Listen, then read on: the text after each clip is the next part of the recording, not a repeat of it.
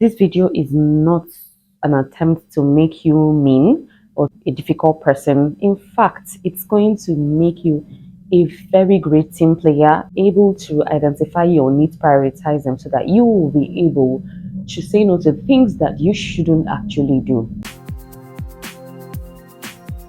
So, number one, review your priorities. In saying no, it's important for you to know why exactly you're saying no. Are you just saying no so that you be practicing saying no, or are you saying no because you want to spite people or be mean to people? Those are not the reasons why this video was made. The reason why this video was made is to make you a higher productive person, make you a more stable person, and an improved person mentally. So prioritize your needs. You can review and know what these needs are. When you know what you need at a particular time, if you need to submit this project at this time and you're running late for the submission, you're not going to meet the timeline, and someone else comes with a favor and asks you to do something that is less important than what you're currently doing. I mean, it's not rocket science. Nobody tells you that you can do that. If you know what your needs are, your goals are, your destination is, it will not be difficult for you to say no. So the second way to say no without feeling guilty is do not succumb to pressure, do not yield to pressure. When you've known your needs, then you stand your ground. Most of the people who are going to ask you to say yes to them are not going to ask you once. They might ask twice, thrice, for the 10th time. It's important for you to expect pressure and deal with it the way you should deal with it. It's important you try to manage the pressure, ask for more time, ask to be given some time to check your calendar, ask to be given some time to get back. And in some instances, when you check your calendar, you realize that you can actually do that. So by the time you do not do all of those checks and balances, you might feel guilty because, I mean, you could help, but you ended up not helping the person. So ask, if you feel you're under pressure to say yes, just ask for more time, ask for more space, so that you get a breathing room and be able to make that decision.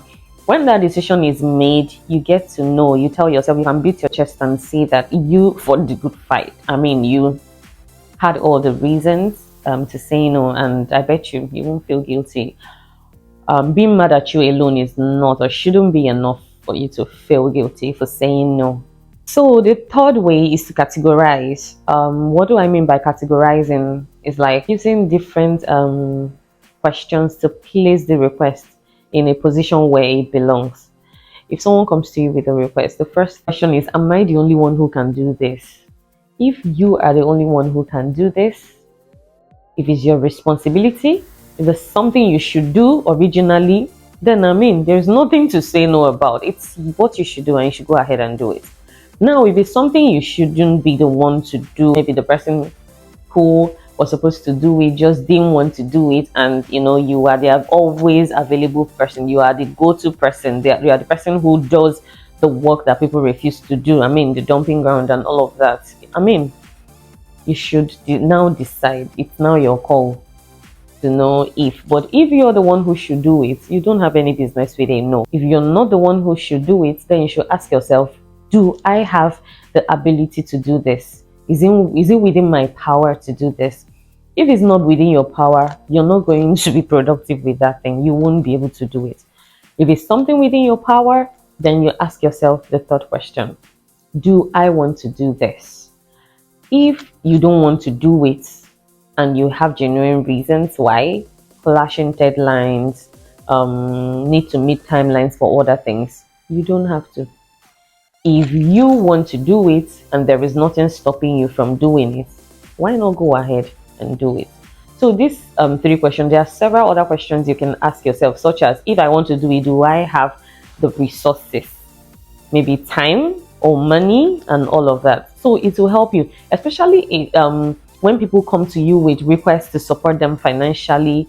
You're struggling financially and you just don't want people to be angry with you, so you take the little you have and give to them, and tomorrow you go back to them to beg for the same thing you gave to them. So it makes you a clumsy person. So you need to know what questions to ask yourself. Categorize that categorize that favor that people are asking of you, and be sure that it meets the right category before you go ahead and do it. The fourth one is know your boundaries, know your breaking points, know your tipping point, and all of that. So your boundaries are actually the rules you make for yourself, in order to, teach people or encourage people to treat you in some certain way. Boundaries actually help you to say no when the boundaries are being crossed or when they are being erased or and all of that. So your boundaries actually are important for you to know what they are, so that when people start crossing the line, you get to tell them, no, that's the line. I mean, you can see the line, it's clear. So, I mean, move back and all of that. So, the next way that you can say no without feeling guilty is you can give a counter offer.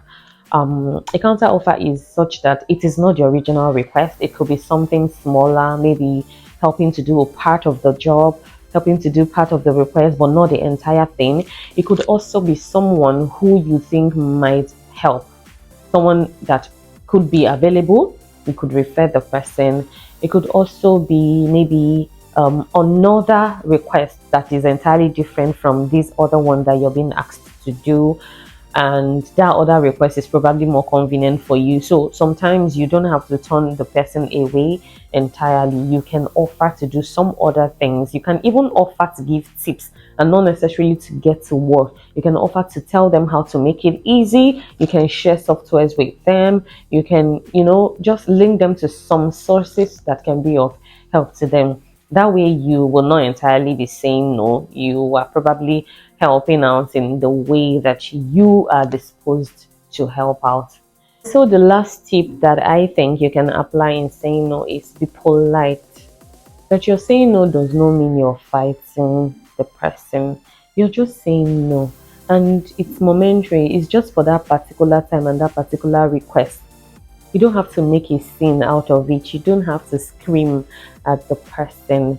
Be polite. And being polite does not mean apologizing for saying no if you don't actually owe anyone any apologies. I mean, on your own, you can say, yeah, I'm sorry, but I can't do it. But you don't have to start explaining. Give a brief and concise and straight to the point reason explanation. You've prioritized your needs, you've reviewed, you've seen that this is not possible, and you just have to say, no, I can't do this because I am going to, get stuck. You don't have to apologize for saying no or explain and explain and explain. Now the person can just say, but while you're explaining, you could have even finished what I just asked you to do. So be concise, be brief, don't feel guilty. You don't have to shout, say it in a mild way, use the right tone, say it with kindness and compassion. Let them know you understand that they really want you to do this, but you wish you could help. And it's going to help them a lot, with taking in your rejection, if I must use that word. So guys, with these tips, I'm sure that you will be able to say no without feeling guilty. See you in my next video, and please don't forget to subscribe to my channel and hit the bell button so that you'll get to know when new videos are released. So guys, until next time, bye.